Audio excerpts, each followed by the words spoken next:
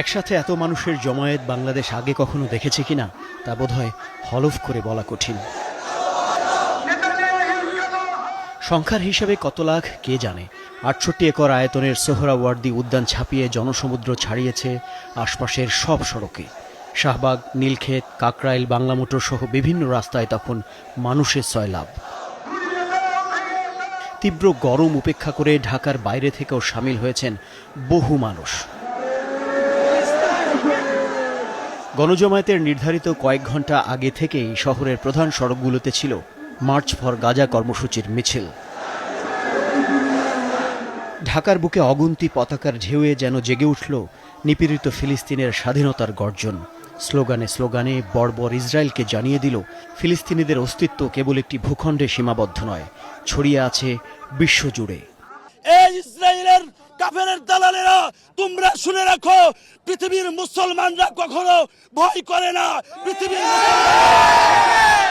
আমরা আমাদের বুকের শেষ রক্তবিন্দু আমরা আমাদের জীবন দিতে দ্বিতীয়বার ভাবব না। আমরা মনে করি যে কোনো স্বার্থের উদ্যোগে ওআইসি এবং জাতিসংঘকে এখন ফিলিস্তিনের পাশে দাঁড়াতে হবে। আমরা তো ওই দেশে যেতে পারছি না, তা আমাদের দেশে যতটুকু সামর্থ্য আমরা প্রতিবাদ করতেছি। গাজাবাসীর প্রতি সংহতি জানানোর এই মিছিলে সামিল হয় দেশের সব রাজনৈতিক দল, ধর্মীয়, সামাজিক, সাংস্কৃতিক সংগঠন ও প্রতিষ্ঠানের প্রতিনিধিরা। দূর দেশের নিপীড়িত মানুষের পাশে দাঁড়ানোর আহ্বান তারা ছড়িয়ে দিলেন লাখো জনতার মাঝে। ফিলিস্তিন ফিলিস্তিন, আল কুদুস আল কুদুস। এরপর মঞ্চ থেকে ঘোষণা করা হয় ঘোষণাপত্র। ইসরায়েলের সাথে কূটনৈতিক সম্পর্ক ছিন্ন করতে পৃথিবীর সব দেশের প্রতি আহ্বান জানানো হয়।